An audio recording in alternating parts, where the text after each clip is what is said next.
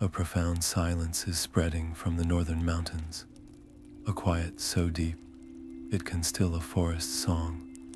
Elrond, a young elf of the firstborn, stands at the edge of the singing woods, his hand pressed against the bark of an ancient tree. He strains to hear the familiar music of life, but instead he feels a creeping unease, an unnatural stillness that touches the very harmony of his people. This quiet is a mystery, and it compels him to seek its source, a decision that will challenge everything he knows and forge the first great alliance of the First Age. By the end of this journey, you will understand the true origins of elves and dwarves, not as separate tales, but as a single story of friendship, born from shared discovery. Where are you listening from right now, and what is the local time where you are? What kind of quiet do you think could touch an entire world? His fingers brushed against something unnaturally smooth amidst the rough soil. It was a stone of pure obsidian, dark as a starless night, and it hummed with a low, discordant energy that made the air itself feel thin. This was the source of the silence, a void that drank the forest's song. Elrond knew the elders had forbidden anyone from venturing this far north, their warnings echoing with tales of ancient, unstable powers. But to leave this strange presence in the heart of the woods felt like a greater betrayal. He pressed his palms to the earth, calling upon his innate bond with living things, feeling the roots and soil respond to his gentle will. With painstaking care, he coaxed the stone from its resting place, the dissonant hum growing louder in his mind as it broke free. The moment the stone left the ground, the earth shuddered. A sharp tremor rippled outwards, shaking the trees and sending a wave of palpable unease through every creature in the forest. Birds took flight in a silent, frantic cloud. Elrond's heart hammered against his ribs. He could already feel the disapproving gaze of his elders, their concern a weight he had just made heavier. The command to avoid the north was meant for protection, but his curiosity was a fire that could not be extinguished. This silence was a mystery that demanded an answer, a wrong that needed to be made right. Clutching the cold, humming stone, he made a choice. He would not reveal his discovery. Slipping the obsidian into a deep fold of his tunic, he vowed to understand its secret alone. This single act of defiance changed everything. The tremor had been a beacon, and he knew, with a certainty that chilled him, that it had been felt by others. He had drawn attention, and the stakes of his solitary quest were now immeasurably higher. As he finished concealing the stone beneath a tapestry of moss and fallen leaves, a new sensation traveled up through the soles of his feet. It was a rhythmic vibration, a deep and methodical pounding through the soil, as if the very bones of the world were being struck by a mighty, unseen hammer. The deep, rhythmic pulse pulled Elrond forward. He moved not with the silent grace of his people, but with a driven urgency, following the tremor to its source in the rocky foothills. There, the world was being remade. The mountainside itself was parting, stone flowing like water, as figures of stout, powerful build emerged from the living rock. At their head stood one who carried an air of immense authority, his broad hands gripping a masterfully crafted hammer.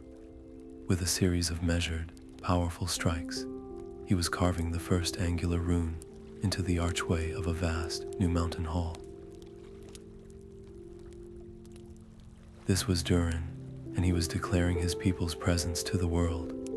Elrond, captivated by the sight, forgot to mask his own. The subtle rustle of his cloak against a granite outcrop was all it took. Durin's head snapped up, his keen eyes, accustomed to the deep dark, instantly finding the slender, unfamiliar form of the elf. The rhythmic hammering ceased. A profound silence fell over the dwarves, a silence of stone and suspicion. Durin stepped forward, his voice a low rumble that echoed the mountain's own. "Who are you to watch from the shadows?" he demanded. His words were not a greeting, but a challenge. Elrond's world of soft moss and whispering leaves stood in stark contrast to the dwarves' domain of unyielding stone and ringing metal. He tried to explain the living song of the forest, but his words seemed as fleeting as wind to Durin, who valued only what could be shaped and made to last. The air grew thick with a cultural divide as deep as any chasm. Faced with this wall of mistrust, Elrond made a choice. He reached into a small pouch at his belt and produced a single, luminous seed from the singing woods, holding it out as an offering. It was a piece of his home, a symbol of growth and life, given in the hope of peace. Durin's brow furrowed, his gaze fixed on the small, fragile thing in the elf's palm. He did not reach for it. "What use have we for a thing that will wither and fall?" he asked, his voice heavy with the weight of his people's isolation. The refusal was a clear, hard line. In that moment, the potential for a lasting enmity between their peoples felt terrifyingly real, a single misstep echoing into ages of conflict. Yet, as Durin's stern gaze remained on the seed, a subtle shift occurred. The hard lines of his expression softened by a fraction. He grunted, a short, sharp sound. "You wish to understand our ways," he stated. "Then come, witness the laying of the first foundation stone. It is a sight your forests have never known." The invitation was gruff, but it was an opening, a fragile thread of connection spun from stone and seed. The air within the mountain hall was cool and carried the sharp scent of freshly split stone.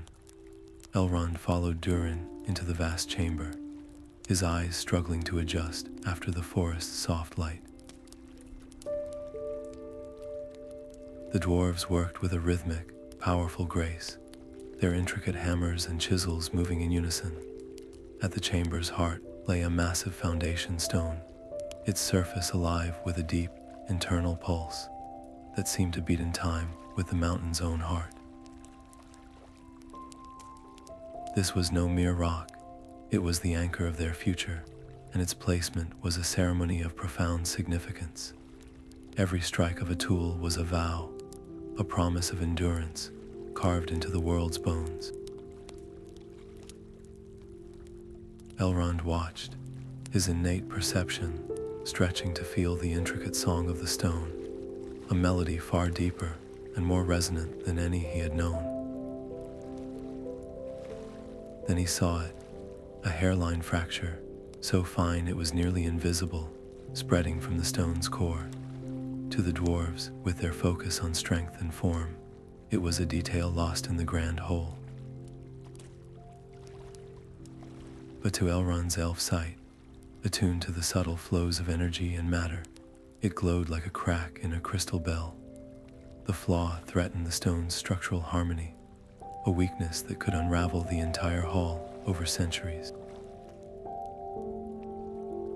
A cold dread settled in his chest.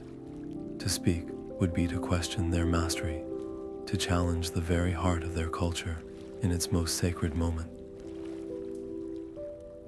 Yet to stay silent was to witness a great work being built upon a hidden fault, a future struggle born from a kindness not given.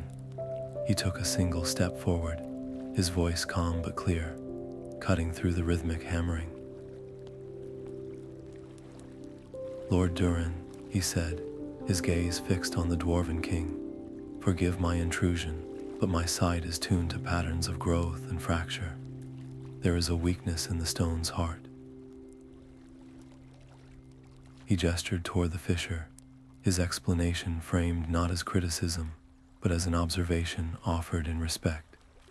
A tense, thick silence swallowed the hall. Every dwarf stopped their work, their stares a physical weight.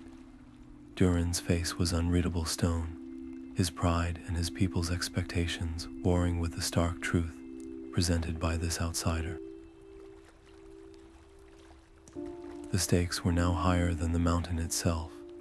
For Durin, to accept the council was to publicly admit a failing in his clan's craftsmanship, a test of his leadership that could shatter the trust of his people.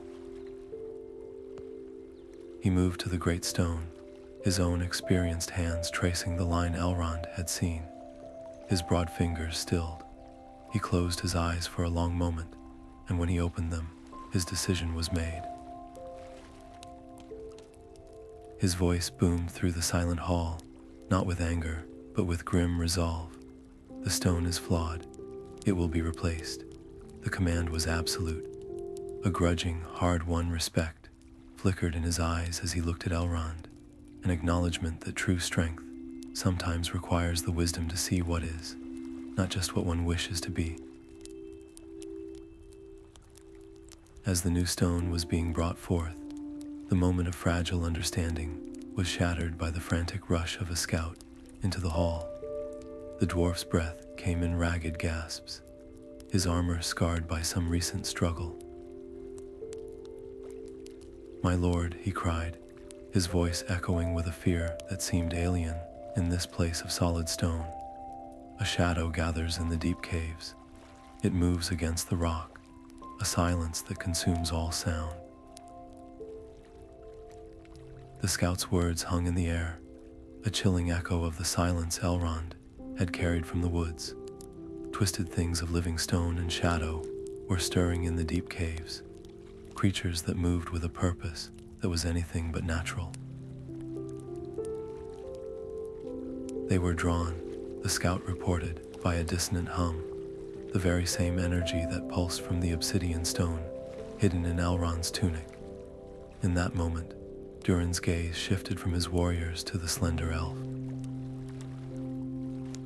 It was not a request spoken aloud, but a silent challenge, a test of the fragile trust forged over the foundation stone. The unspoken question was clear. Would he stand with them? Elrond's heart was a battlefield. His people's laws were unambiguous. He was to observe, to learn, but never to interfere in the affairs of other races, and certainly never to venture into the deep, unstable places of the world. To join the dwarves was to turn his back on centuries of tradition, to risk becoming an outcast from the only home he had ever known. The elders had warned that such meddling could unravel the delicate harmony they protected.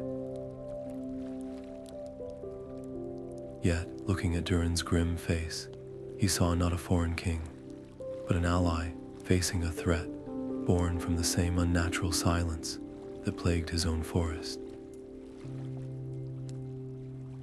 This was not a dwarven problem or an elven mystery. It was a shared danger. His decision was made with a quiet certainty that stilled the conflict within. He would go. The stone he carried was a key, and the gargoyles were the lock it had twisted open. His knowledge of subtle energies and living patterns, so different from the dwarves' mastery of solid form, might be their only advantage in the dark below. To turn away now would be a betrayal of the very harmony he sought to preserve. By choosing this path, he knowingly severed himself from the singing woods, accepting a potential separation for a cause greater than any single people. Durin gave a sharp, approving nod, and the war party was swiftly mustered.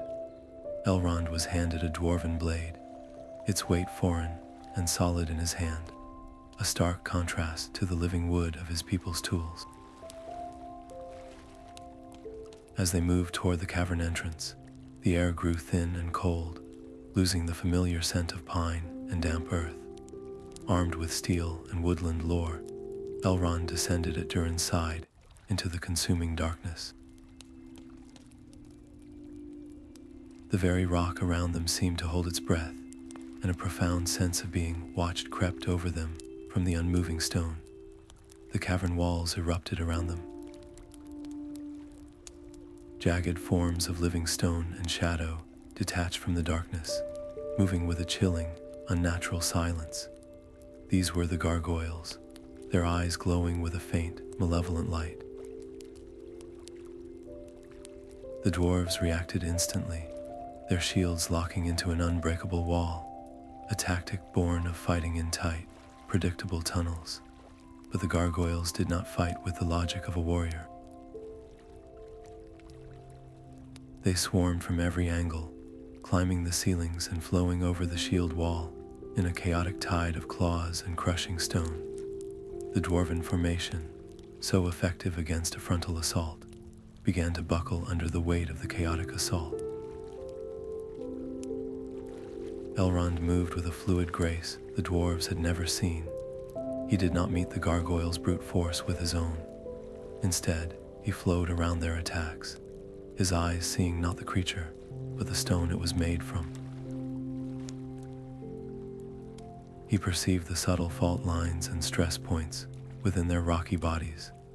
As one creature lunged, he sidestepped and drove the pommel of his dwarven blade into a specific, crystalline seam in its shoulder. The gargoyle did not shatter, but its entire arm went limp, the magic binding it together momentarily broken. At the same moment, Durin met a second beast head-on. His mighty hammer came down in a blinding arc, not with finesse, but with pure, overwhelming power. The gargoyle exploded into a cloud of dust and fractured rock. Two different kinds of strength, one of precision and one of force, had found their mark. Yet in the flurry of motion, a jagged black claw scraped across Elrond's forearm. It was not a deep cut, but a wave of piercing cold shot through him, a chill that sank directly into his bones. The wound did not bleed normally, instead seeping a faint, shadowy mist. His vitality seemed to drain from the spot, a slow leak that felt more spiritual than physical. The enemy's power was a corruption, an emptiness that consumed life itself. Seeing his new ally falter, Durin knew their current strategy was failing. The gargoyles kept coming, pouring from a side tunnel in an endless stream. Elrond, his voice strained but clear, called out over the din. He pointed to the arch of the tunnel from which the reinforcements came. "The resonance is wrong there," he shouted. "The stone is under immense tension. A single, coordinated frequency could bring it down." It was a wild, untested idea, a theory of woodland acoustics applied to deep mountain stone. To trust it was to risk being sealed in.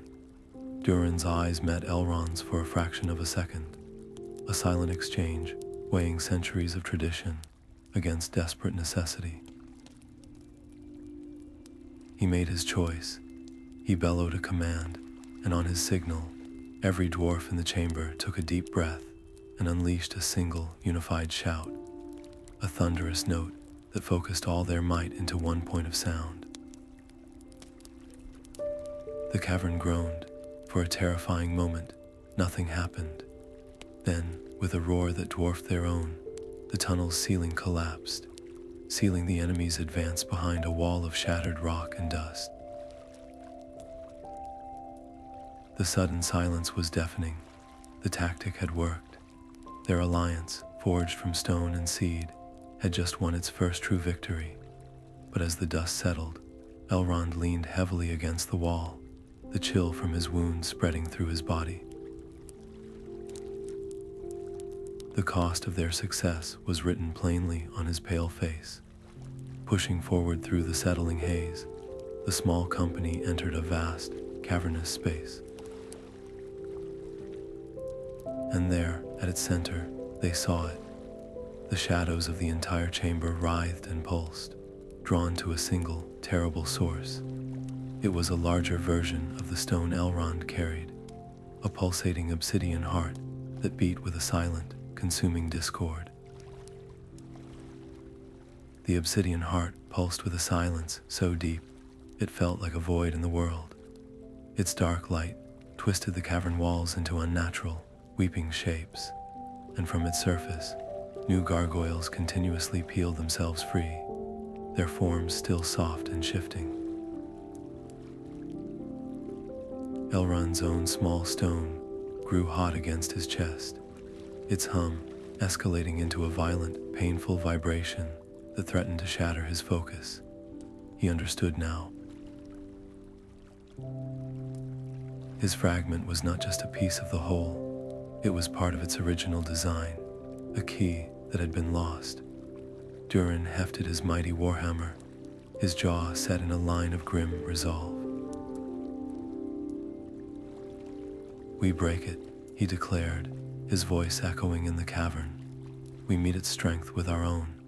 He stepped forward, ready to unleash a blow that could sunder the stone floor. "No," Elrond called out, his voice strained but urgent. "The structure is too unstable. A direct strike could unravel the entire mountain. It would be a victory that left no one standing." The two leaders stood at a crossroads, their philosophies clashing under the shadow of a shared doom. Durin's way was one of undeniable force, a solution forged in fire and hammer blows. Elrond's was a path of subtlety, of understanding the patterns of energy and life. To succeed, one would have to yield. Elrond made the choice for both of them. He would not fight the darkness with its own tools of destruction. He closed his hand around the searing fragment in his tunic, accepting the wave of pain that washed through him. He would use it as a lens, a focus, drawing upon the deep well of his own life energy, the same vitality that sustained the singing woods. He began to channel it into the stone. It was an untested, desperate act, like trying to heal a wound with pure light. The cost was immediate and terrifying. He felt a part of himself draining away, a brilliant warmth flowing out to combat the consuming cold. The small obsidian in his hand began to glow, no longer with a dark light, but with a brilliant, white-gold radiance. A beam of pure energy lanced from his palm and struck the dark Nexus. For a moment, nothing happened. Then, a web of luminous cracks spread across the surface of the massive stone. A sound like a mountain, sighing, filled the chamber as the gargoyles crumbled into inert dust. They had done it, but the release of such potent, opposing energies was a beacon in the unseen realms. As the light faded from Elrond's hand and he slumped to his knees, a new presence brushed against the edges of their awareness. It was vast, ancient, and coldly curious. Their victory had not gone unnoticed. The mountain itself roared to life. From the cavern floor, a being of living granite and shifting shadow coalesced, its form dwarfing even the great hall they had just left. This was the Watcher, an ancient guardian of the deep earth, roused from its slumber by the shattering of the dark Nexus. It did not see allies or invaders, only disturbances in its domain. A single earth-shaking step forward sent violent tremors rippling up through the stone, cracks spider webbing across the ceiling high above. In the dwarven hall, dust and small rocks began to rain down, while far away in the singing woods, the ancient trees shuddered as if in a great wind. The survival of two peoples now hinged on a confrontation in the dark. Elrond and Durin moved as one without a word spoken. There was no time for a plan, only instinct forged in their earlier fight. Durin met the Watcher's crushing blows head-on, his shield ringing with impacts that would have overwhelmed a lesser warrior. He was an unmovable cliff against a tidal wave of stone. Elrond flowed around the creature's flanks, his movements a blur, his dwarven blade seeking not to pierce the thick hide, but to find the subtle weaknesses his elf sight could perceive. He struck at joints and seams, his precise, glancing blows doing little damage but slowly grating the creature's movements. It was a desperate dance, a perfect, improvised union of unyielding resilience and impossible grace. The Watcher, enraged by the persistent stings, focused its wrath entirely on the nimble elf. It ignored Durin's hammer blows and raised a massive, crystalline claw high to crush Elrond, who was momentarily pinned against a wall of fractured rock. Seeing the inevitable, Durin made his choice. He did not shout a warning or try to deflect the blow. Instead, he threw his own body into the path of the descending claw, his shield held high. The impact was immense. The sound of splintering oak and ringing metal echoed through the cavern as Durin was driven to one knee, a sharp cry of pain torn from his lips. He had offered his own safety as the price for a single, clear shot. In that frozen moment, their bond was sealed in sacrifice. Elrond's grief and fury sharpened into a single, crystalline point of focus. He saw it then, not a weakness in the stone, but a core of gathered energy pulsing within the Watcher's chest, a focal point of the dark power that animated it. With a mighty heave, Durin held the creature at bay, and Elrond leapt forward, aiming for the core of light within the Watcher's chest. A brilliant flash of pure white light erupted from Elrond's outstretched hand, a silent, shattering nova that filled the cavern. The energy from his small, purified stone struck the Watcher's core with impossible precision. For a single, breathless moment, the colossal creature of living granite was illuminated from within, every crack and seam blazing with radiance. Then, with a sound like 1,000 crystals breaking at once, the light consumed it. The Watcher froze mid-stride, its form hardening from living menace to inert, unmoving stone, a permanent statue in the deep dark it had once guarded. All around them, the remaining gargoyles collapsed into piles of lifeless dust, their malevolent energy vanishing like a snuffed-out flame. The oppressive silence that had plagued the depths was gone, replaced by the simple, natural quiet of an empty cave. Victory was absolute, but its cost was written across their weary bodies. Durin slumped against the newly formed statue, his breathing ragged in pain. The arm he had used to shield Elrond hung at an awkward angle, the armor around it crushed and useless. Elrond knelt, one hand pressed to the cold stone floor. The effort of channeling such pure life force had left him hollowed out. The vibrant connection to the singing woods that had always hummed in the back of his mind now felt distant and muted, like a beloved song heard from behind a thick pane of glass. The natural world seemed just beyond his reach, a profound shift for one of the firstborn. There were no words of celebration. The two leaders simply looked at one another, their shared exhaustion a language more eloquent than any speech. The choice was instinctive and mutual. They would leave this place of shadows together, leaning on one another for support. The sturdy dwarf and the slender elf began the long, slow ascent. Durin's unyielding strength became a crutch for Elrond's spiritual fatigue, while Elrond's keen senses guided them past unstable passages Durin's pain-clouded eyes might have missed. It was a slow, painful journey, but every step was a silent vow, a symbol of a bond forged in sacrifice. As they finally emerged from the mountain's throat into the blinding light of the surface world, a new challenge awaited them. They were met not by an empty landscape, but by a silent, stunned assembly, a delegation of elven elders, their faces etched with stern worry, stood beside a group of grim-faced dwarven clansmen. The two groups had been poised for confrontation, each believing their leader lost or betrayed to the other. The sight that greeted them defied all expectation. Here was their proud King Durin, leaning heavily on the young elf he had once challenged, and here was Elrond, the curious outsider, supporting the dwarven lord with a protective steadiness.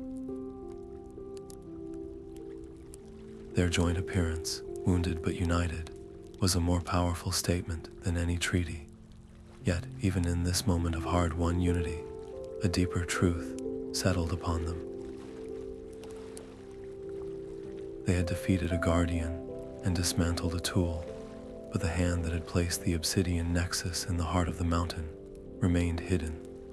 Their entire struggle had been merely against a symptom of a more complex, intelligent malice.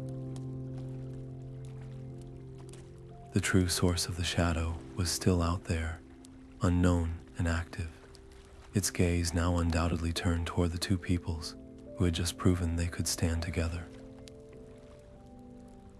The open space between the singing woods and the mountain foothills became a stage for history. For the first time, elven elders in robes of silver gray stood facing dwarven clan leaders clad in polished stone and iron, the air thick with a silence far more fragile than any they had faced in the deep caves.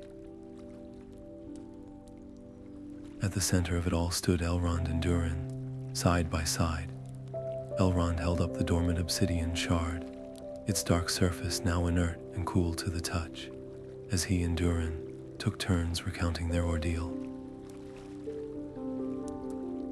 Their story was a single tapestry woven from two different threads, one of woodland perception and one of mountain strength, proving the threat was real, and their alliance was the only reason they had returned at all.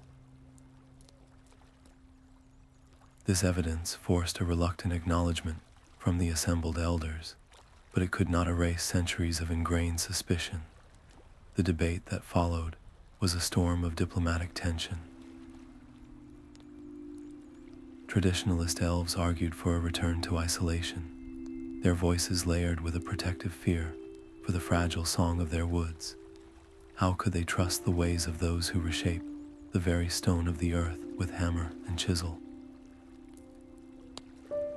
From the other side, stubborn dwarves countered with deep-seated pride, insisting their mountain halls were unbreachable. They saw elven magic as fleeting and unreliable, a mist that offered no solid defense. The two cultures, one valuing organic growth and the other enduring craft, stared across a chasm of mutual distrust.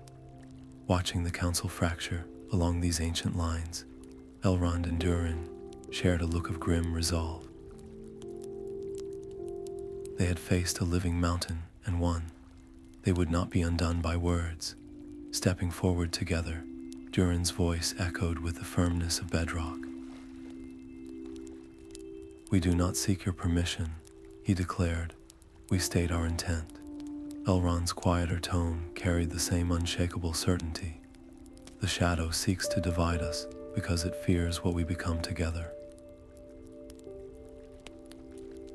We will continue to stand against it, with or without your blessing." Their unified stand created an impossible dilemma for the elders. To forbid this partnership was to create a schism, potentially losing their most visionary leaders. To allow it was to append traditions that defined their peoples. The political stakes could not have been higher. This was no longer just a military alliance. It was a challenge to the foundational identity of both societies, a direct rebuttal to generations of isolation. The air hung heavy with the weight of that choice. Finally, after a long, intense silence, a grudging, provisional agreement was reached. The council would endorse their cooperation, but it was a fragile truce, watched with wary eyes. And with that hesitant accord came the first joint endeavor, a quest that would send them beyond their known borders. They would trace the path of the dark stones, seeking their origin in the uncharted wilds of the young world. The heart of the mountain beat within the great forge. Flames roared in deep-set pits, and the air shimmered with a dry, intense heat that felt alien to Elrond's forest-tuned senses. Durin stood before the central anvil, a block of solid iron that seemed as ancient as the stone around it. He explained that this was not merely a place of making, but of transformation, where raw ore was tested and reborn through will and fire. To prepare for the unknown path ahead, they would not simply take a weapon from the armory. They would create one together, a tool born from both their spirits. The task was to forge a blade using dwarven steel, an elven design, quenched in water carried from the singing woods. The process itself, Durin insisted, would be their first true test of unity. Elrond watched as Durin began. His hammer falls a language of pure, controlled power. Each strike was decisive, folding the metal with a rhythm that spoke of millennia of tradition. When it was Elrond's turn to take the hammer, the difference was immediate. His first swings were hesitant, his grace unsuited to the direct force required. The hammer felt clumsy and loud in his hands, a discordant note in a song he could not yet hear. Durin's patience was a solid, quiet thing. He did not take the tool away, but instead placed his own broad hands over Elrond's, guiding the angle and the weight of the blow. He taught not with many words, but with the shared feel of the metal yielding, the teaching itself a bridge between their worlds. The tension was not in the heat or the labor, but in the subtle meeting of their natures.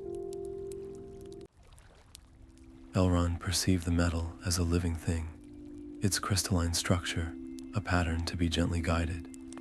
He wanted to wait, to feel the perfect moment to strike based on the flow of energy within the steel. Durin's way was one of command, of shaping a perfect form upon the material through disciplined force. Their timing was constantly, fractionally off, a minor friction that could have spoiled the blade. Yet, as they worked through the day, a change occurred. Elrond began to anticipate the rhythm of the hammer, and Durin learned to pause, to rid the color of the metal not just for temperature, but for a kind of readiness he had never considered. The hammer strikes, and the soft, whispered songs of shaping Elrond, hummed from his homeland, began to blend, not as two separate melodies, but as a single, powerful harmony that resonated through the forge. As the final form of the blade took shape, a slender, elegant length of folded steel, Elrond made a choice. He took a fine engraving tool, its point much finer than any dwarven chisel. With a hand steadied by his newfound understanding, he began to carve into the weapon's hilt. He did not inscribe a purely elven symbol, nor a traditional dwarven rune. He created something new, a single, flowing mark that intertwined the angular, enduring lines of the mountain with the organic, growing spiral of the forest. It was the first combined rune of their peoples, a permanent declaration of their fellowship, etched into the very tool they would carry forward. The final test was the quenching, They plunged the glowing blade not into oil, but into the vessel of water from the singing woods. A great hiss of steam filled the chamber, carrying with it the unexpected scent of damp leaves and morning mist. When the blade emerged, it was cool and perfect, its surface holding a subtle, balanced energy that was neither solely of stone nor of leaf, but something entirely new. The success of the forge was a quiet revolution. It proved that their cultures could do more than simply cooperate. They could create something greater than the sum of their parts. A new hope, literally forged in fire and song. With the newly made blade resting at his hip, its weight both strange and familiar, Elrond stepped to the mouth of the forge. Durin came to stand beside him, raising a hand to point toward the jagged, cloud-wreathed peaks that defined the eastern horizon. "Those are the passes we must cross," he said, his voice low. "The trails are narrow, the winds are challenging, and the stone itself is old and unpredictable." Their quest was no longer a solitary pursuit. It now carried the hopes of two peoples and the proof that their alliance could shape the future. The air grew thin and sharp as glass in the ashen pass. Underfoot, the ground was a carpet of shattered obsidian, each shard a dark mirror reflecting the bleak, cloud-choked sky. Elrond knelt, his fingers brushing against a familiar, unnervingly smooth surface. It was identical to the whispering stone he had carried, its low hum a discordant note in the overwhelming silence. But this was not a single fragment lost to time. As the scouting party moved cautiously forward, they found another, and then another, a network of these dark markers deliberately planted along the pass, all angled like silent guides toward a single, distant point. The corruption was not a chance infection. It was a web, and they were standing in its threads. The mountain itself seemed to resent their presence. A sudden tremor sent a cascade of loose shale skittering down a steep incline, forcing the group into a tight huddle. The elves, with their preternatural balance, found footholds on seemingly sheer rock, guiding their heavier dwarven companions to safer ground. The dwarves, in turn, used their profound understanding of the stone's stability to test every path, their ears tuned to the subtle groans of the mountain that the elves could not hear. Survival here was a relentless test, a forced dance of two different kinds of wisdom. The most critical test came on a narrow ledge, a ribbon of rock barely wide enough for a single boot. A young dwarf scout, his focus divided between the treacherous footing and the ominous shards below, lost his balance. His arms windmilled, and for a heart-stopping moment, he teetered on the edge of the abyss. There was no time for a command, no time for a plan. Pure instinct took over. Elrond moved, a blur of motion against the gray stone. He did not hesitate, throwing his own body forward to anchor himself and seizing the scout's wrist as he fell. The force of the catch nearly pulled them both over, but Elrond held fast, his slender frame straining with a strength that surprised even him, until two other dwarves could haul their companion to safety. No words of thanks were spoken, only a firm, lasting grip on the shoulder from the rescued scout, a silent vow that transcended the barriers of their people. This deliberate network of stones changed everything. A random, festering wound in the world was one thing, a tragedy to be cleansed, but this was a design. Each shard was a calculated act, a node in a vast, intentional system. They were no longer hunting a beast or a lost artifact. They were tracking an intelligence, a planner whose cold purpose was etched across the very landscape. The stakes of their quest had just been magnified 1,000-fold. Pushing onward to the path's highest vantage point, the weary party finally saw it. There, stark against the horizon, stood a lone, jagged mountain. It was a wrongness made solid, a peak that seemed not to catch the sun's rays, but to absorb them, leaving the air around it bruised and shadowed.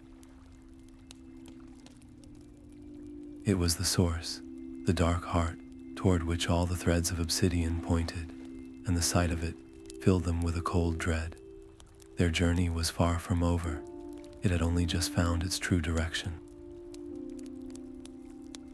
The air at the base of the sunless peak was still and heavy, pressing down with a weight that felt both physical and spiritual. Before them, the mountain's flank was torn open by a cavern mouth, so dark it seemed to swallow the very light from their dwarven lanterns. From that opening poured the same dissonant energy they had faced before, but here it was a crushing wave, a silent resonance that vibrated in their bones. The mountain was not just a place, it was a profound disturbance in the world. Its influence was immediate and unsettling. The dwarves, who usually drew unshakable confidence from the stone beneath their feet, now felt the rock as something alien and hostile, their deep connection fraying like a worn rope. For the elves, the gentle, internal songs of light and growth that were their birthright grew faint and distorted, as if heard from the bottom of a deep, cold well. Their greatest strengths were being systematically muted. A palpable unease began to spread through the company. Whispers turned into heated arguments, voices strained with a dread that felt older than reason. "We cannot fight the mountain itself," one elder elf insisted, his usual melodic tone now sharp with concern. "This is a realm of pure shadow. Our light has no power here." From the dwarven ranks, a veteran warrior countered, his voice a gravelly echo of the same fear. "My axe feels like lead in my hand. To enter that cave is to walk into a place of no return." The mission, once a bold quest, now seemed like a final trial. The fragile unity of their peoples was cracking under the pressure of the unknown. Elrond and Durin stood together, a solitary island of resolve in the rising tide of doubt. Durin's voice cut through the fear, not with a roar, but with a low, unwavering rumble that carried the certainty of bedrock. "We do not turn from a threat because it is dark," he stated, his gaze sweeping over his people. "We face it because we must. To retreat now is to grant this shadow dominion over all we hold dear." Elrond's quieter words wove through Durin's, a thread of silver conviction. "The silence that weakens us is the very weapon we are here to break," he said. "It preys on our fear, on our separation. Our unity is the one tool it cannot predict, and it is the one strength it cannot take from us." In that moment, they were no longer just a leader of elves and a king of dwarves. They were the living embodiment of the pact they had forged. Seeing the immense challenge, Durin made a difficult, decisive call. He would not lead his entire people into such a perilous path. Only a small group would enter the labyrinth, a handful of their most trusted and resilient companions from both races. It was a profound responsibility, placing the fate of two civilizations on the shoulders of so few, but it was the only way to have any chance of moving with the stealth and speed the situation demanded. The stakes were now absolute, a final, all-or-nothing confrontation from which there would be no second chance. With their chosen companions at their backs, Elrond and Durin approached the cavern.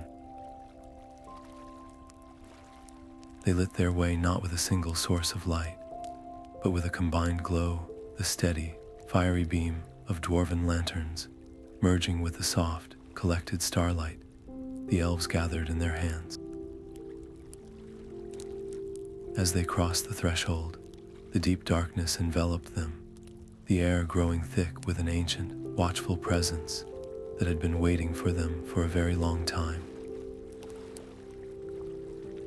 The cavern gave way to a vast, impossible space, a chamber so immense its ceiling was lost to a darkness deeper than night. The moment they stepped inside, the world of solid stone fell away, replaced by a strange unreality. Every footfall, every nervous breath did not simply echo. It twisted, warping into whispers that seemed to slide from the walls. These were not random noises, but articulate, sharp words, each one tailored to the listener's hidden heart.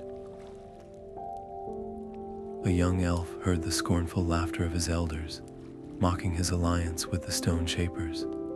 A dwarf veteran heard the questioning voices of those who came before, wondering at his choice to follow an elf into such uncertainty. The very air thickened with suspicion and old prejudice, the chamber turning their deepest worries into weapons to pull them apart from within. Elrond felt the cold touch of the whispers himself, a voice that sounded like the oldest trees of his home sighing, suggesting he was leading his people into shadow for a distant hope. He saw the group fracturing before his eyes, comrades turning wary glances on one another, their hands tightening on weapons not against a common foe, but in defense against imagined slights. The unity they had carried from the forge was crumbling under this strange assault. To face this, a blade was useless. He understood the chamber's power lay in distortion, in taking a seed of truth and letting it grow into a painful untruth. The only way to stand against a twisted story was with a truth so clear and undeniable it could not be bent.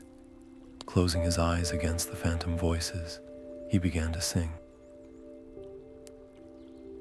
His voice was soft at first, a fragile thread in the noise of lies. He did not sing a spell or a battle hymn. He sang their story. He sang of a curious elf standing at the edge of a dwarven kingdom, of a stone seed offered and gruffly refused. He sang of a flawed foundation stone and the courage it took for a king to accept counsel. He wove the tale of their desperate fight in the deep caves, of a sacrifice that saved a life, and of a blade forged in fire and song. It was a narrative stripped bare of pride or politics, just the simple, powerful truth of their fellowship. For a long moment, Durin stood silent, the whispers hissing of elven trickery, of a voice meant to enchant and beguile. But as Elrond's song painted the memory of his own body, shielding the elf from the Watcher's blow, the dwarf king made his choice. A low, resonant chant rumbled from his chest, not a melody, but a rhythm as solid as a heartbeat. He joined the story, his deep tones giving weight to the tale of the forge, of shared hands on a hammer, of the hiss of steam that smelled of the woods. Their two voices, so fundamentally different, began to braid together. The song of stone and seed, born in that moment, created a small, clear pocket of reality within the chamber of whispers. The sharp words recoiled from its edges, their power broken by the undeniable force of a shared history. The effort was immense. As the last false echo faded into a soft hiss, Elrond slumped, his song ending in a gasp. Durin leaned heavily on his axe, his chant reduced to a labored breath. They had won this battle of wills, but the cost was written in their weariness. And in the sudden, true silence that followed, they realized their victory had been observed. The chamber had not been a mere obstacle, but a testing ground. From the darkness ahead, a single, clear voice spoke, devoid of malice yet filled with an ancient, chilling certainty. It did not scream or threaten. It simply said, "You have passed the gate of doubt. Now come and see the face of your end." The voice coalesced from the gloom, a shimmering form of woven shadow and stolen memory. It had no true face, no solid body, only a shifting silhouette that reflected their deepest fears back at them. This was the Shard of Discord, and it spoke not with rage, but with a chilling, conversational tone. It confessed everything. The obsidian stones were its seeds, planted along the paths where the young races might meet, designed to amplify suspicion and nurture fear. Its purpose was simple. It fed on the energy of strife, and it had been subtly guiding events since the first elf walked the woods and the first dwarf delved the stone. It watched their kindred spirits grow, and it feared what they might become together. A unified world held no sustenance for a being that lived on division. The conflict shifted in that moment, becoming a battle of philosophies, a choice between two futures. The Shard offered them a path of least resistance. Embrace your natures, it suggested. Return to your separate realms, elf to the growing things, dwarf to the unyielding stone. Live in prosperous isolation, and I will thrive.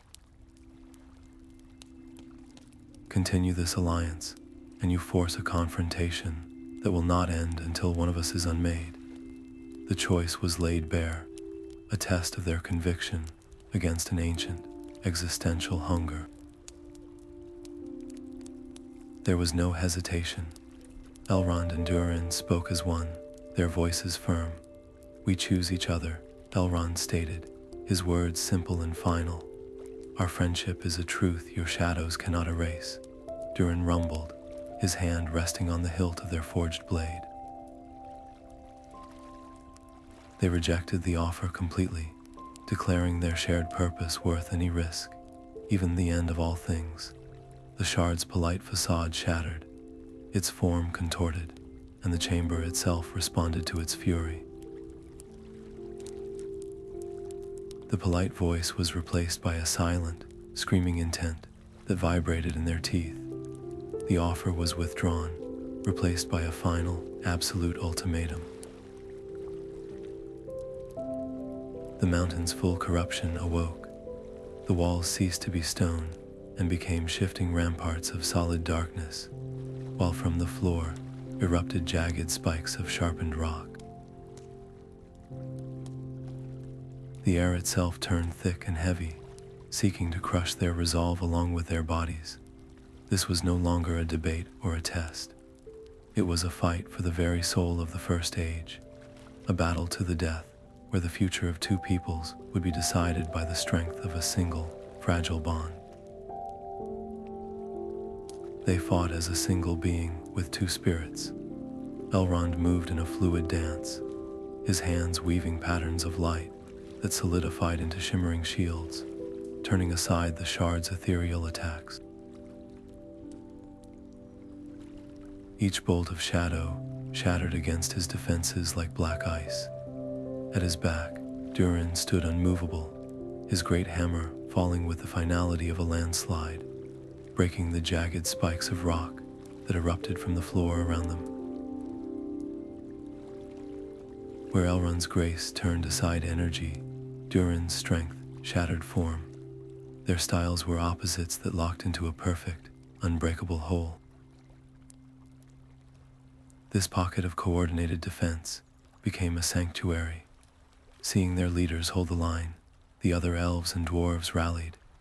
Elven songs wove together, strengthening the barriers of light, while dwarven war chants fell into the rhythm of Durin's hammer, their combined voices a wall of sound that pushed back the oppressive silence. A desperate defense was transforming, moment by moment, into a concerted counterattack. But the shard was a master of the mind. The chaos of the chamber shifted, and the cries that tore through the air were no longer those of strangers, but the terrified voices of their own. An illusion of Durin's eldest son appeared, pinned beneath a crushing block of stone, his hand outstretched. At the same time, Elrond saw the venerable form of his chief elder, surrounded by grasping shadows, calling his name in despair. The emotional assault was far more brutal than any physical blow. It was a test, targeting the very bonds that gave them strength. Durin's swing faltered for a heartbeat, his father's heart aching at the sight. Elrond's shield of light flickered, his instinct to aid his elder nearly overpowering his duty to his ally. Their greatest strength, their love for their people, was being used as a weapon against them. In that shared moment of anguish, a deeper understanding passed between them. They saw the trap. The shard could adapt to any force, any strategy, feeding on the very conflict itself. To fight it on its own terms was to lose. They had to change the nature of the battle entirely. As one, they disengaged, falling back to the center of their small, safe zone. "We cannot overpower it," Elrond stated, his voice strained but clear. "We must unmake its nature," Durin finished, his gaze dropping to the forged blade at his hip. The plan formed without another word. It was a desperate gamble, a ritual that required absolute trust. Elrond placed both hands on the blade's hilt, closing his eyes. He began to pour his own life energy into the metal, the same vital force that sustained the singing woods. It was a willing offering, a brilliant warmth flowing from his core into the steel, making the intertwined rune they had carved glow with a fierce white light.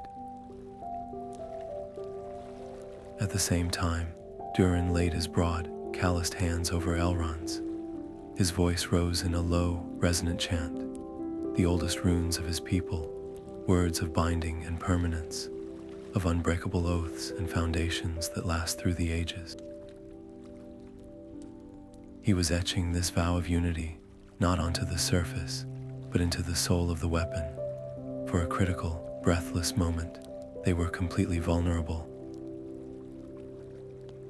Their defenses were down, their concentration poured entirely into the blade.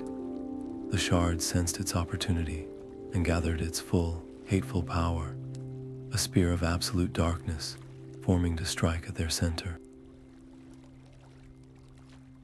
It lunged, and as the attack descended, the forged blade erupted.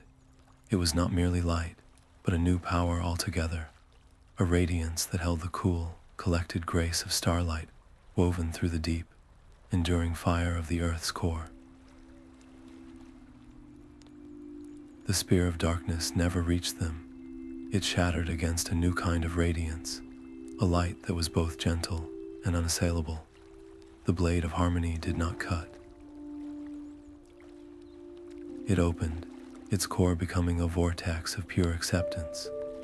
The shard of discord cried out, a sound of tearing silence, as its dissonant energy was not met with opposition, but with invitation. Every whisper of malice, every thread of ancient spite, was drawn into the blade. The heroes did not deliver a final, vengeful strike. In that ultimate moment, Elrond and Durin made a choice that would echo through the ages. They offered the weapon not as a tool of destruction, but as a vessel for redemption. They chose to heal the breach, not to widen it. As the shard's form dissolved, it did not vanish into nothingness. Its essence was unwoven and rewoven, its corruption transformed into a fundamental note in a greater, more beautiful chord. A peaceful, shimmering mist settled over the vast chamber, carrying the quiet warmth of understanding where only cold hatred had lived. This was the true climax, a resolution born not from superior force, but from superior wisdom. Their trust had created a solution that neutralized the enemy through integration, proving that even a primordial malice could be transformed when met with unwavering unity. The precedent was set, a living lesson for their peoples that the highest strength lies in the courage to offer peace. As the last shadow faded, the mountain itself responded to this new, settled harmony. The jagged black stone of the sunless peak began to smooth and brighten, its dark angles softening into curves of luminous, pearlescent white.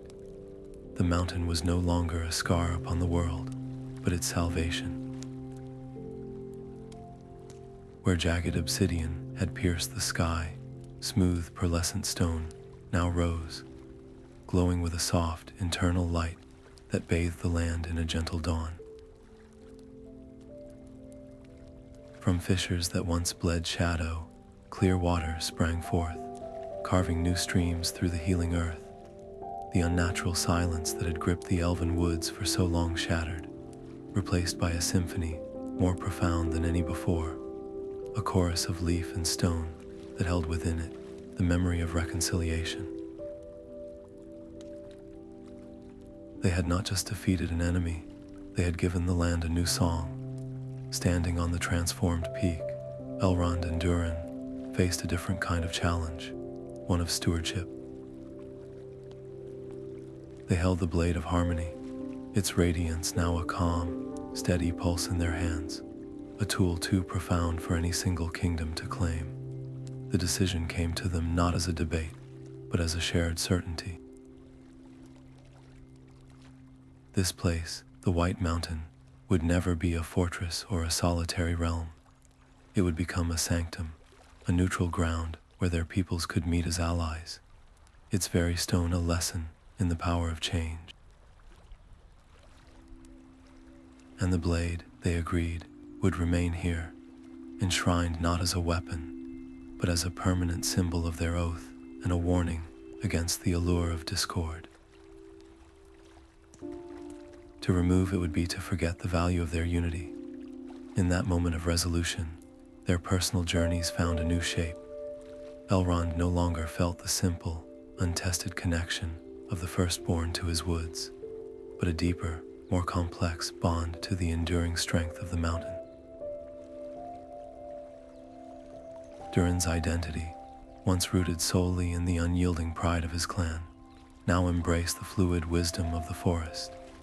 They were forever changed, their spirits intertwined with this place and with each other, their future roles as leaders irrevocably set upon this new, united path. As they began their descent down the gentle, luminous slopes, a sight awaited them in the foothills that stole the breath from their lungs. The full, combined might of the elven and dwarven armies stood arrayed together, their banners of silver and iron flying side by side. Having felt the great shift of the mountain's transformation, they had marched as one to offer aid, only to witness a miracle. Their stunned silence broke into a roar of awe and relief, a sound that shook the very foundations of the new age they would now build together. A profound silence fell over the assembled armies, but this quiet was not born of fear or suspicion. It was a shared, collective awe. As Elrond and Durin descended the luminous slopes of the White Mountain, the sea of elven silver and dwarven iron parted not for two kings, but for two friends.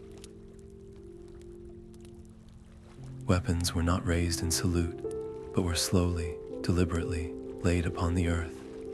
The gesture was unplanned, spreading from warrior to warrior, a silent acknowledgement that the old ways of isolated strength were over. In their place, a new purpose took root.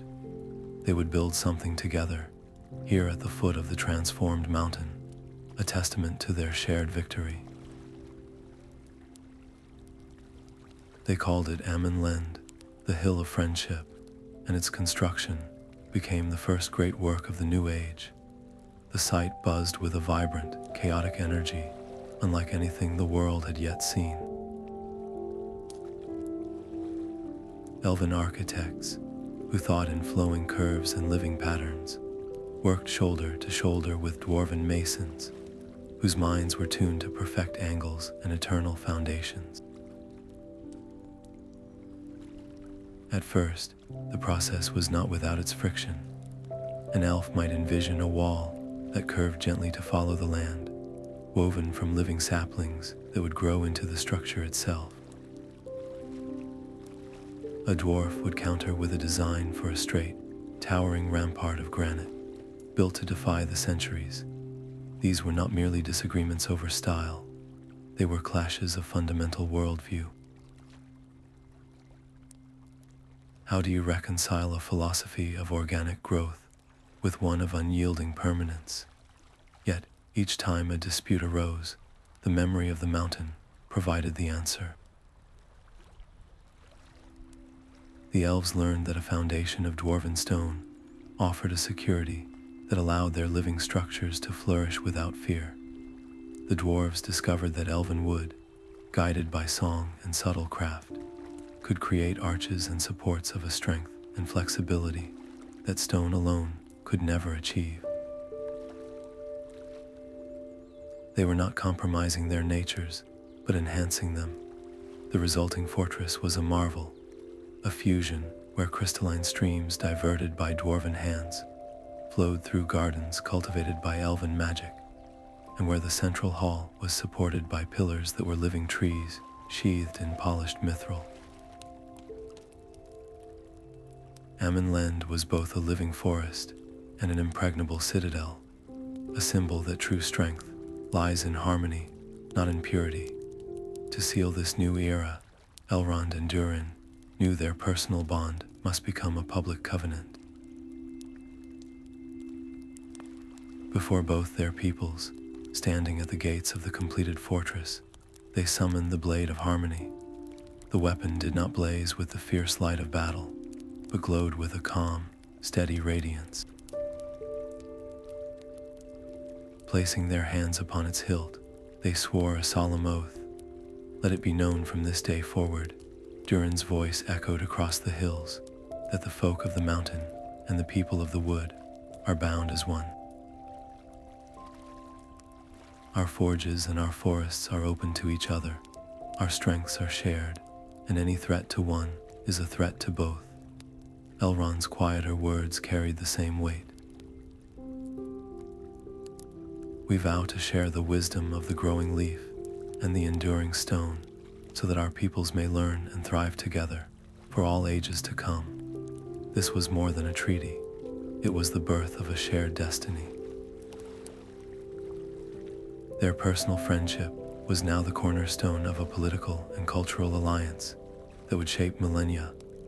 The tale of the seed and the stone, the forge and the mountain, was no longer just a story. It was history, the very foundation upon which their future would be built. As the final, beautifully carved gates of Amon were set in place, a new chapter began for the two leaders. The urgent quest was over, but the patient, enduring work of building a united world had just begun. Their journey now turned inward, to the halls of governance and the quiet art of guiding their peoples toward a future neither could have forged alone. The great hall of Amon resonated with a new kind of sound. Durin stood before a gathering of elves, his hands resting on a ceremonial anvil. He began not with a speech, but with a deep, resonant chant, his voice a low rumble that seemed to emanate from the stone beneath their feet. This was the song of the anvil, a powerful rhythm passed down through generations of dwarven smiths. It held no melody in the elven sense, but was a tapestry of percussive sounds, each beat a testament to endurance, to the patient shaping of metal, and the unyielding strength of the mountain. The elves listened, their heads tilted, initially perplexed by the stark, grounding power of the chant. In turn, Elrond gathered the dwarves in a sunlit courtyard. He taught them the lay of the growing seed, a soft, flowing melody that spoke not of final forms, but of potential. His voice wove a story of sunlight on a leaf, of roots seeking water, and of the quiet, unstoppable force of life unfolding. The dwarves, accustomed to the definitive ring of hammer on steel, found the fluid, rising and falling scales strangely beautiful, yet difficult to grasp. Their first attempts to sing together were a symphony of delightful chaos. Elven voices, trained for complex harmonies, stumbled over the dwarven rhythms, while the dwarves' powerful baritones struggled to capture the delicate grace of the lay.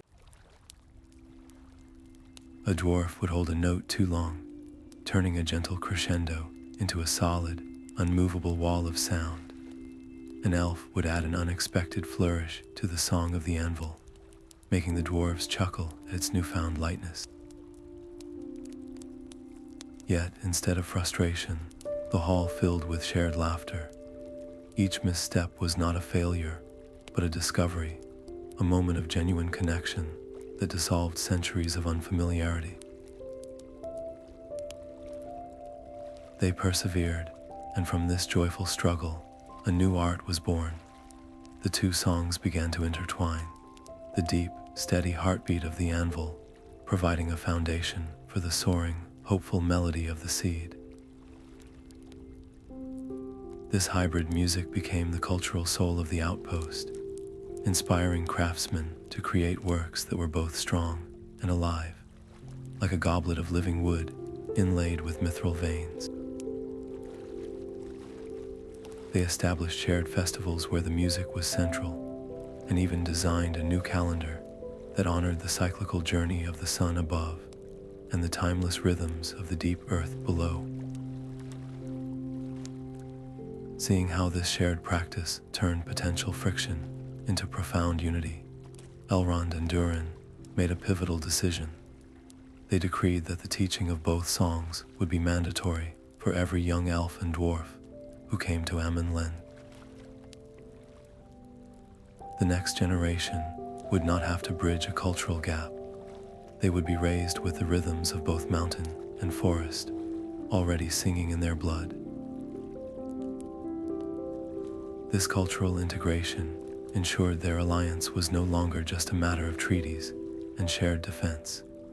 It was now woven into the very art and daily lives of their people, a bond that was as personal as it was political, making their futures irrevocably linked. The sound of this new harmony did not remain within the walls of Amon-Len. It spilled out into the surrounding wilds, a beacon of something unprecedented in the First Age. This cultural blossoming began to attract the attention of other, quieter peoples who watched from the edges of the known world, drawn by the miracle of two great races, not merely tolerating each other, but building a shared song. The first great moot filled the valley of Amon-Len with a diversity of voices never before heard in one place.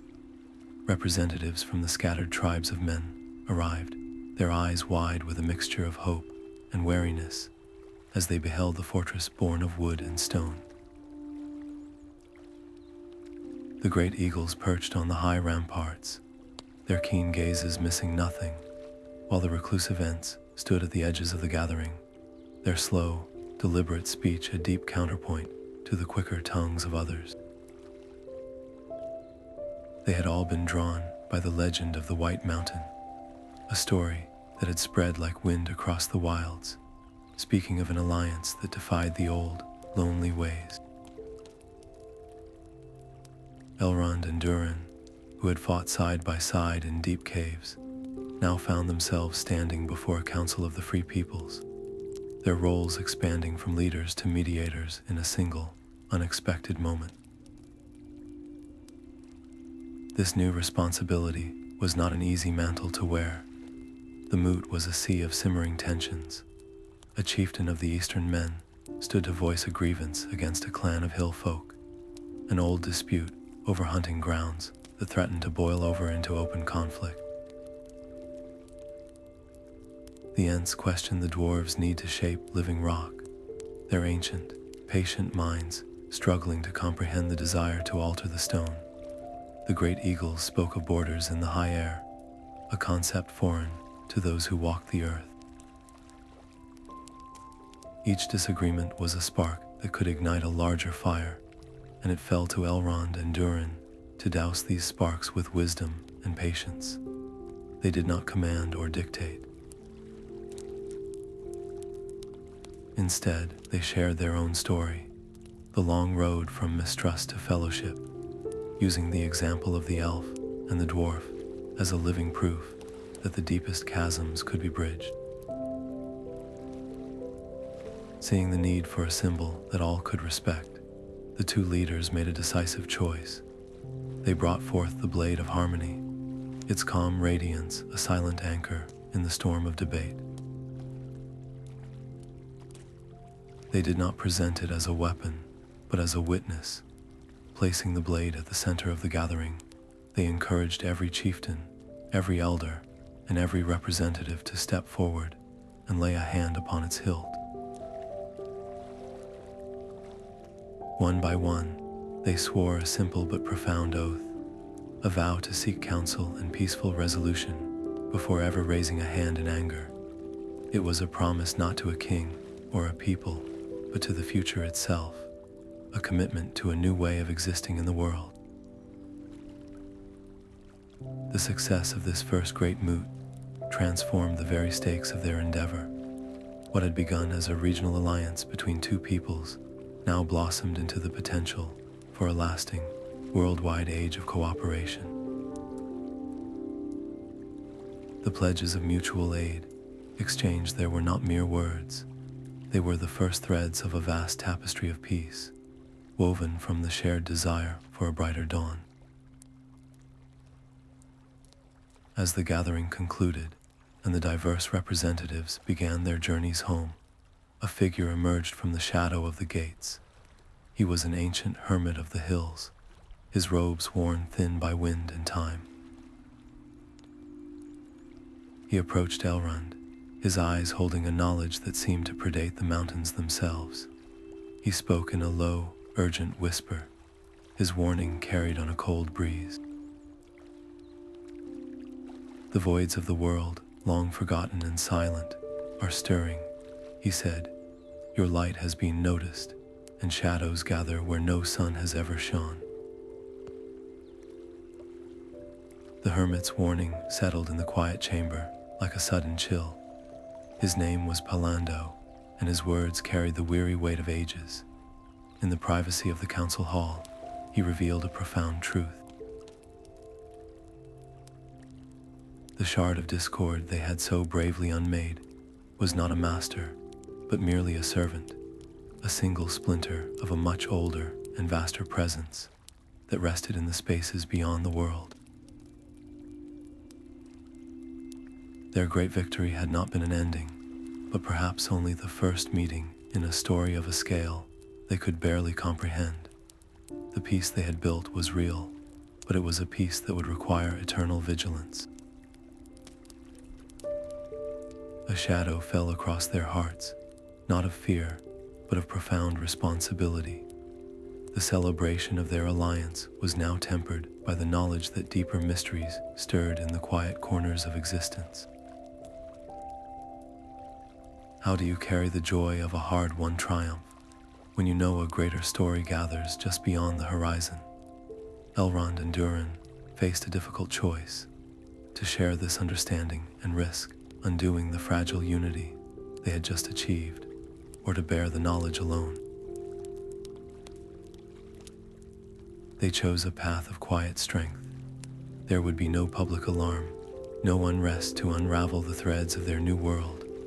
Instead, they would found a joint order, a secret fellowship drawn from the most steadfast of both their peoples.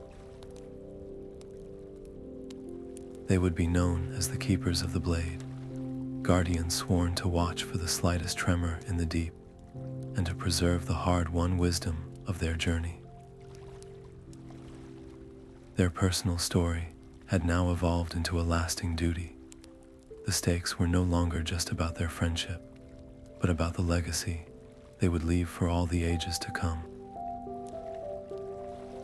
They were building not just an alliance, but a shield for the future. When their council with Palando was complete, the ancient hermit departed as silently as he had arrived, leaving them alone with the stars. Looking up at the cold, bright points of light, Elrond and Durin understood with a quiet certainty that their most important work had only just begun. The selection took place in the Hall of Echoes, a chamber designed to amplify the smallest sound of a beating heart. Elrond and Durin stood side by side, observing the candidates as they navigated a series of trials that tested not their strength, but their character. One young elf, renowned for her swiftness, was faced with a puzzle that required absolute stillness. A dwarf, celebrated for his unbreakable will, was asked to demonstrate the patience to listen for an hour to the slow song of a growing root. The true test was not in excelling at one's own nature, but in embracing the value of the other. This process, however, was not without its friction. Noble elven families, who had long held influence, expected their scions to be chosen. Powerful dwarf clans saw a seat in the order as a mark of high honor for their bloodline. Elrond and Durin faced immense pressure, a quiet storm of expectation and entitlement that threatened to taint their new endeavor before it began. They held firm, their judgments impartial. They chose the weaver's daughter over the Lord's son, the quiet stone carver over the boastful warrior, selecting only those whose spirits showed a genuine capacity to understand both song and stone. To ensure this balance would endure, they decreed the first law of the keepers. The order would forever be led by a pair, one of the forest and one of the mountain, and no great decision could be made without their unanimous consent. This rule wove the principle of their friendship directly into the fabric of the institution, making their personal bond an eternal political structure. The stakes of this founding were immense. The keepers of the blade were not merely guards. They were to become the living memory of the alliance, the diplomats who would walk between kingdoms, and the lore masters who would preserve the knowledge of how to face the void. Their continued existence would be the measure of their people's unity. As the first initiates began their training, learning to blend the song of the anvil with the lay of the growing seed, a messenger arrived from the singing woods. The elders requested Elrond's presence. His return would not be as the curious youth who had left, but as a hero who had shaped the fate of the world, a statesman whose every word now carried the weight of mountains and forests alike. The path back to the singing woods was familiar, yet Elrond walked it as a stranger to his former self. He was no longer the youth who had slipped away under a cloak of curiosity, but a figure whose steps now carried the weight of mountains. The elders received him in the glade of ancestors, their faces a mixture of pride and profound caution. He stood before them not to ask for forgiveness, but to present a new truth, one that demanded a change in the very laws that had guided their people for millennia. The alliance with the dwarves could not remain a personal pact. It had to become the foundation of their future. He began the long work of integration, and the first signs of change were subtle, then undeniable. A dwarven master smith, invited under formal escort, demonstrated the art of forging mithril wire in a sunlit clearing, his rough hands creating a metal as supple as a vine. In return, elven weavers shared the secret of threading starlight into cloth, a craft the dwarves had never imagined. Joint musical compositions were performed in the great amphitheater, the deep, resonant chants of the mountain, finding a haunting harmony with the fluid melodies of the forest. For the first time, young elves were actively encouraged to learn of the world beyond the protective canopy, to understand the language of stone and the songs of the deep earth. This new openness was not embraced by all. A faction of the oldest elders, led by the venerable Lord Selborne, watched the unfolding exchange with deep unease. They saw the arrival of dwarven craft not as an enrichment, but as an invasion of their sacred spaces, a corruption of their timeless traditions. The rhythmic hammering from the new workshops was a discordant noise to their ears, a violation of the forest's natural quiet. They argued that isolation was their strength, and that this new path would lead only to dependence and the dilution of their unique spirit. The unity of the elven people was now at risk, threatened by a schism between those who looked to the future and those who clung to the past. Faced with this deep-seated resistance, Elrond knew that formal decrees and political arguments would only harden their hearts. He made a crucial decision. He called for a gathering under the oldest tree in the forest, and there he shared the full, unvarnished story of his journey. He did not speak as a flawless hero.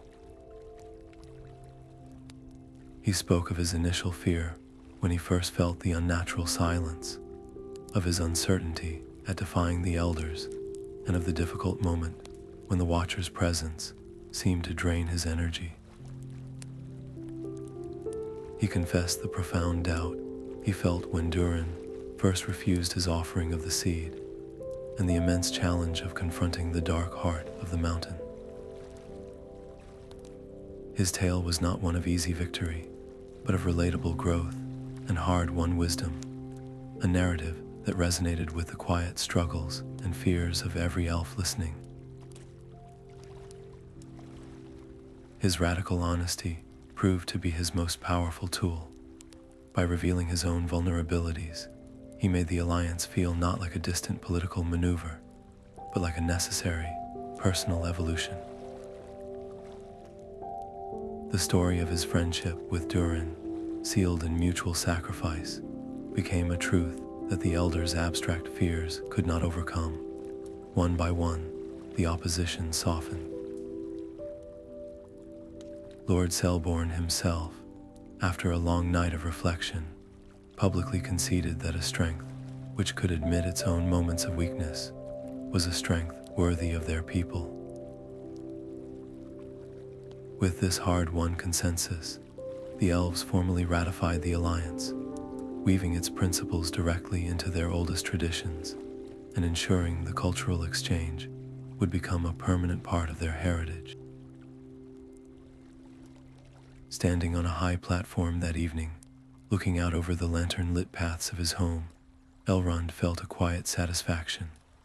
The song of the woods now held a deeper, more complex chord.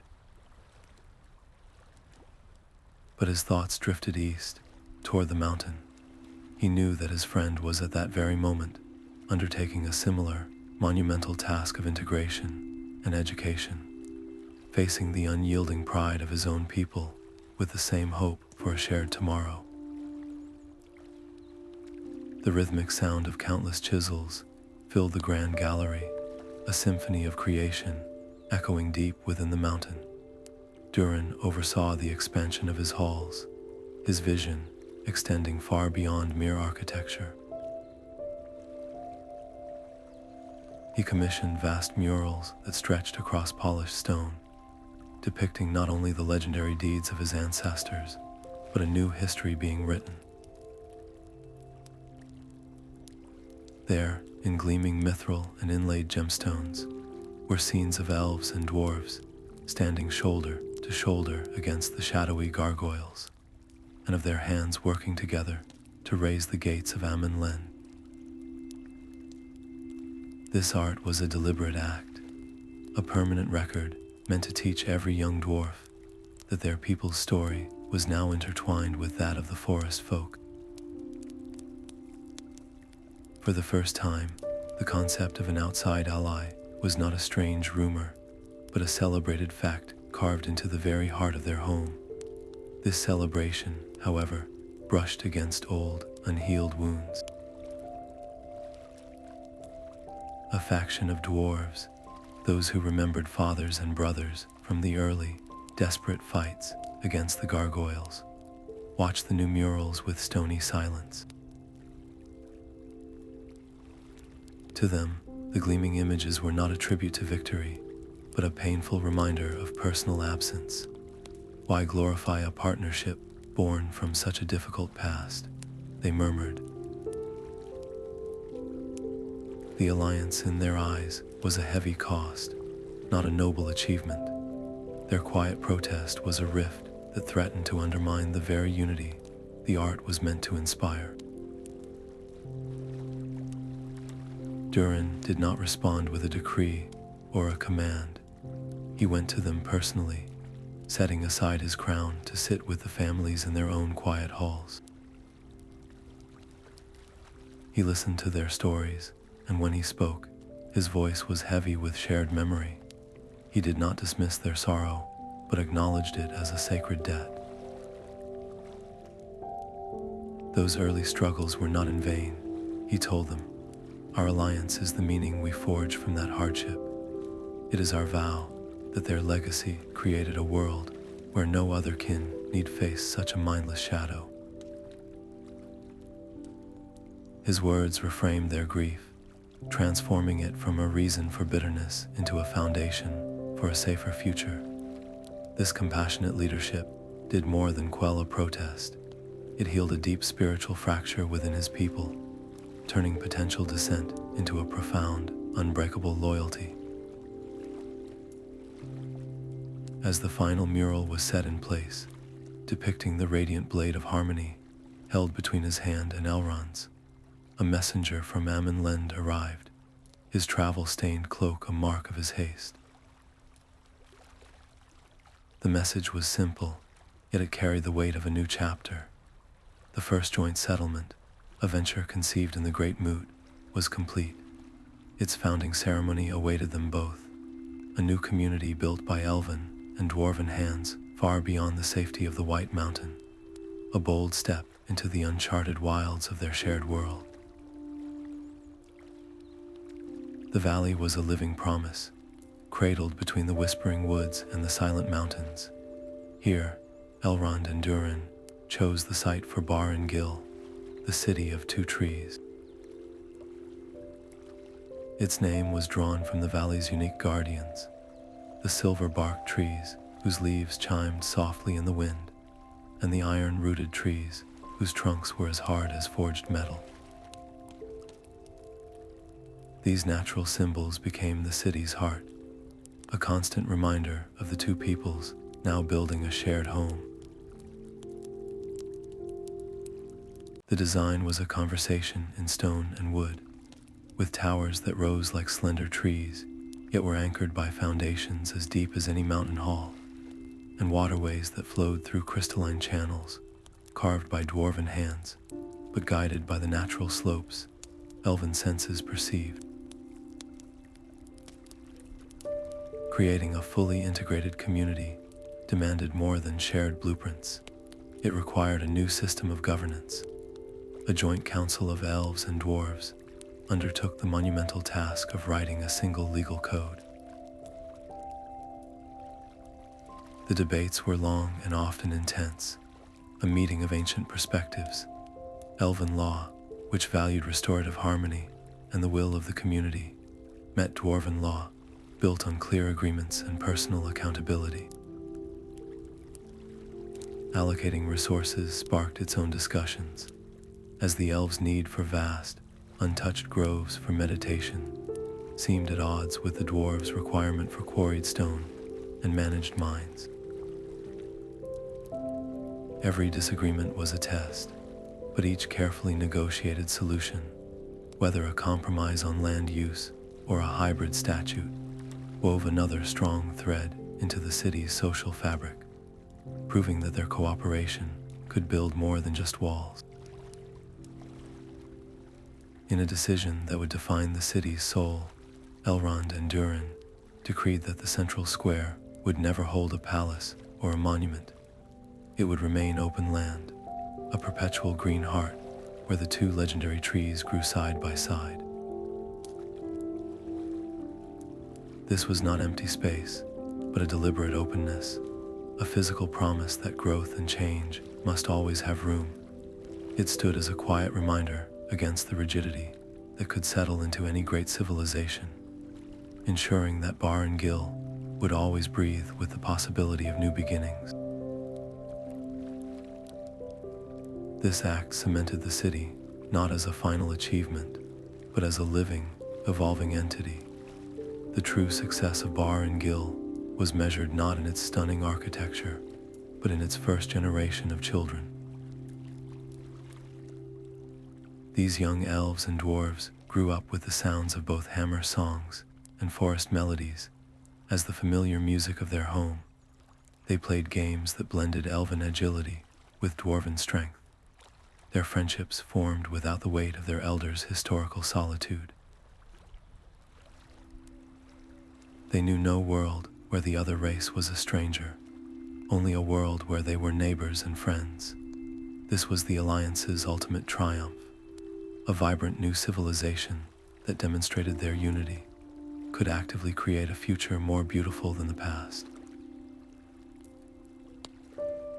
As these children came of age within the city's blended walls, the story of the First Age turned a profound new page, written not in isolation, but in the shared language of a common home. The laughter of children wove through the air of Bar and Gil, a sound more precious to Elrond and Durin than any treasure. They walked the sun-dappled streets, watching the first generation born of the Alliance. In a shaded courtyard, a young elf girl, her fingers more accustomed to the soft touch of leaves, carefully traced the angular lines of a dwarven rune onto a slate, her brow furrowed in concentration. Nearby, a dwarf boy with hands meant for gripping hammers gently cradled a fragile elven sapling, learning the song that would encourage its roots to drink deep. These children did not see two separate peoples, but one community. They switched between the flowing elven tongue and the guttural dwarven language as easily as breathing, and their year was a rich tapestry that honored the solemn silence of the mountain's founding and the vibrant celebration of the forest's first bloom.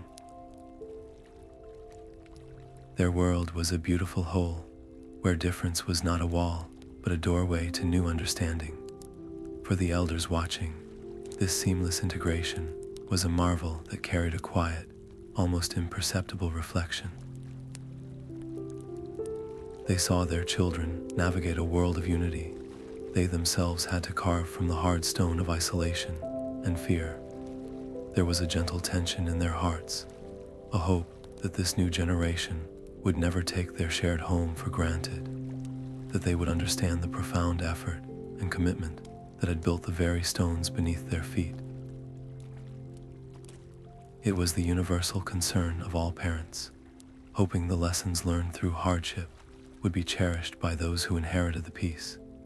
Observing this, Elrond and Durin knew that memory was the greatest guardian of their legacy. They made a decision that would echo through the coming ages. They would build a great library at the heart of Bar and Gil, not as a fortress of old scrolls, but as a living mind for their civilization. Its vaults would hold the complete lore of both peoples, the intricate songs of the elves resting beside the meticulous craft records of the dwarves. Most importantly, it would become the new home for the archives of the Keepers of the Blade, ensuring that the hard-won wisdom of their journey through a darker time would never fade from the world. This library would be the intellectual heart of the Alliance, a beacon against the slow erosion of time, making certain that the foundational truths of the First Age remain to guide all future generations. Standing before the library's grand, unfinished archway, feeling the promise of the knowledge that would soon fill its halls, a messenger approached with a scroll. The news was one of pure, bright ambition. The first joint expedition to map the uncharted eastern seas was ready to depart. Its crew was a mixed company of elven star readers and dwarven navigators who could chart the depths, their vessel a masterpiece of blended design. This was no desperate quest born of threat, but a voyage driven by shared curiosity, a testament to how far they had come. The world was no longer a place to be feared, but a mystery to be explored together.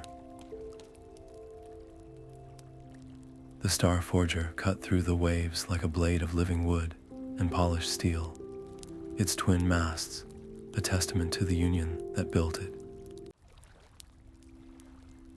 Elven star readers stood on decks carved with dwarven runes of endurance, their eyes lifted to the constellations, while below, dwarven engineers monitored the ship's unique heart, a chamber where captured starlight pulsed in harmony with the deep, rhythmic pounding of a steam piston.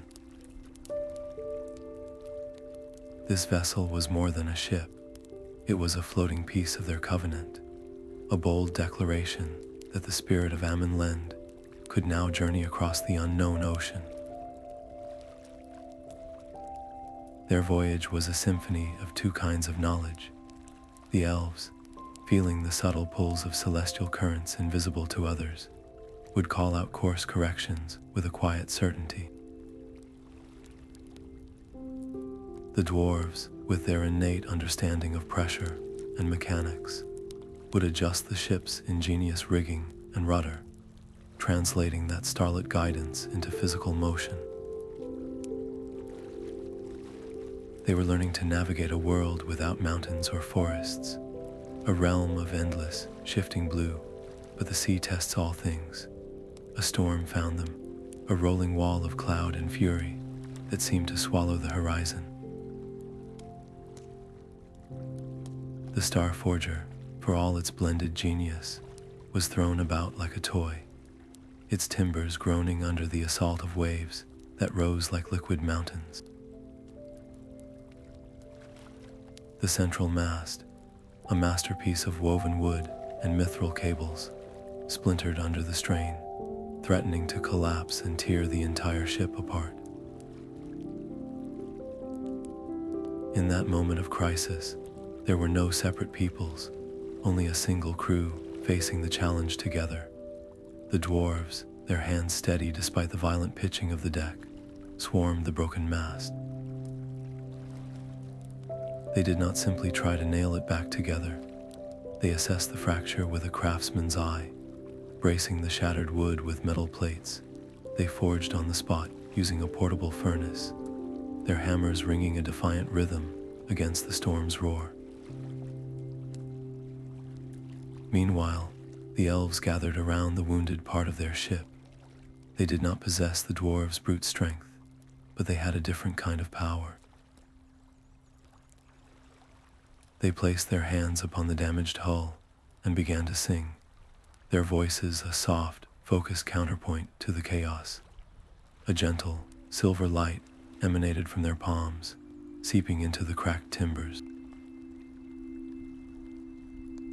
It was not a repair in the dwarven sense, but a gentle encouragement, a persuasion of the living wood to remember its original, whole form and to knit itself back together around the dwarven braces. It was a perfect, unplanned fusion of making and mending. The storm eventually passed, leaving behind a weary but victorious crew. The Star Forger sailed on, its mast standing stronger than before, a hybrid of dwarven reinforcement and elven renewal. This trial by water proved a profound truth. Their alliance was not a fragile thing that needed the safety of familiar shores. It was a resilient, adaptable force that could not only withstand the world's chaos, but emerge from it strengthened. As the ship sailed on toward the rising sun, its wake a shimmering path on the calm sea, a quiet understanding passed between Elrond and Durin, felt across the vast distance. Their legacy was no longer confined to stone and seed. It was sailing into the future, carried on the brave decks of a ship named for hope. The sun warmed the ancient stone of Amen-Len's walls, its light catching the silver in Elrond's hair and the gray in Durin's beard. They sat in a comfortable silence, their view stretching from the vibrant canopy of the singing woods to the luminous peak of the White Mountain. Roads woven by elven and dwarven hands traced the landscape below, and the distant sound of a blended choir from the city of Bar in Gil drifted on the breeze. Their personal journey, from a chance meeting of mistrust to this profound fellowship, was complete. They had guided their peoples through first contact, great challenges, and into an era of peace and cultural richness, unlike any the world had known. Yet this very success carried its own quiet weight. The only tension left was not of conflict, but of time itself, the bittersweet understanding that even the most golden of ages must eventually wane. Their greatest work now was to ensure the peace they built could endure beyond their own watch. With a shared glance that needed no words, they made their final decision. They summoned the joint council and the newly trained leaders, the next generation of elves and dwarves they had personally mentored. There, before the gathered representatives of both peoples, they formally stepped down from active leadership. Elrond passed his authority to a wise elf who had been the first to master the Song of the Anvil, and Durin handed his crown to a visionary dwarf whose hands could shape both metal and living wood. This peaceful transfer of power was the ultimate test of their life's work. It proved their alliance was no longer a fragile pact held together by a single friendship, but a resilient institution woven into the very fabric of their civilizations. The future no longer rested on their shoulders alone. As the ceremony concluded, the two old friends walked back to the wall to watch the sunset. The sky blazed with colors of gold and deep violet, and as the last sliver of sun dipped below the horizon, a new star kindled in the twilight. It shone with a steady, hopeful light, a silent promise that their tale of the seed and the stone would be remembered for as long as the world endured. The heart of the White Mountain held a silence deeper than any cavern, a quiet filled with the weight of ages. Before the pedestal where the blade of harmony rested, its light now a soft, constant glow, stood Elrond and Durin. No council awaited their decision, no enemy demanded their strength.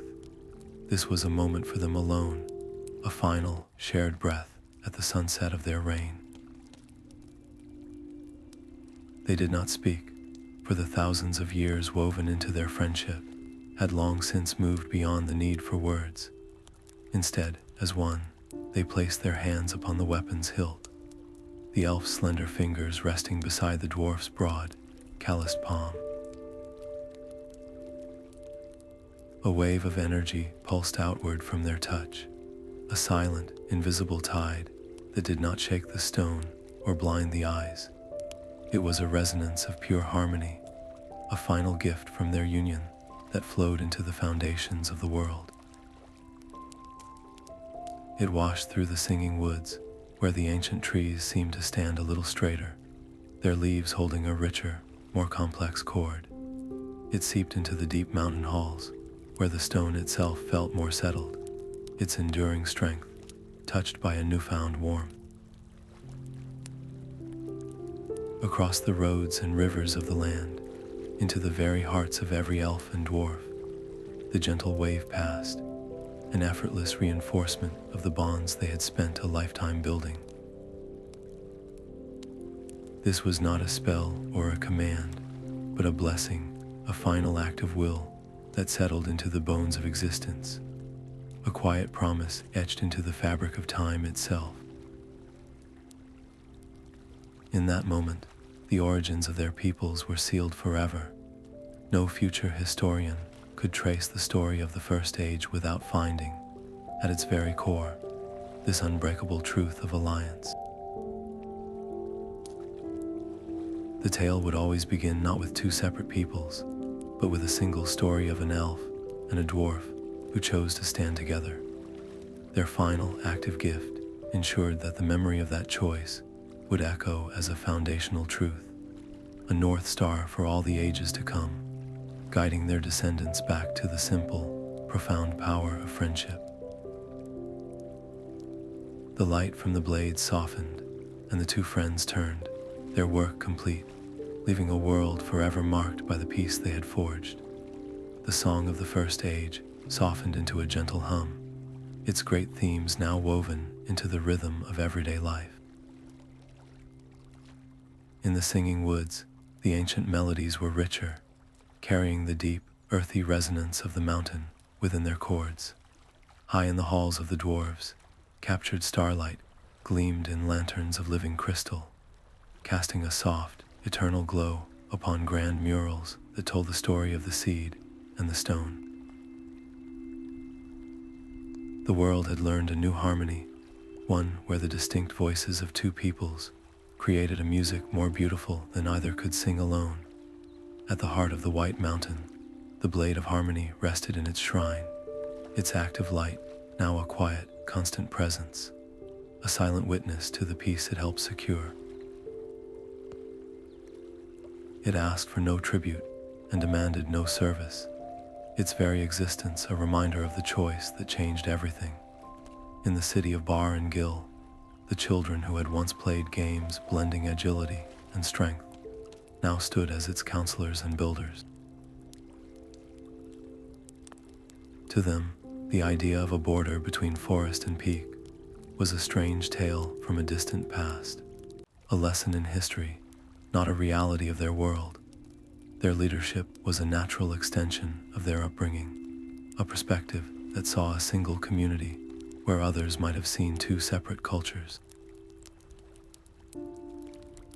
The alliance was no longer a conscious effort, but the very air they breathed. Yet time is a river with many turns, and the calmest waters eventually meet new shores. The First Age, for all its wonders, was only a beginning. Future eras would bring their own challenges, moments born from misunderstandings or the ambitions of powers yet unknown. But the foundation laid by an elf and a dwarf in a moment of shared understanding remained unshaken, a bedrock of wisdom for the ages to come.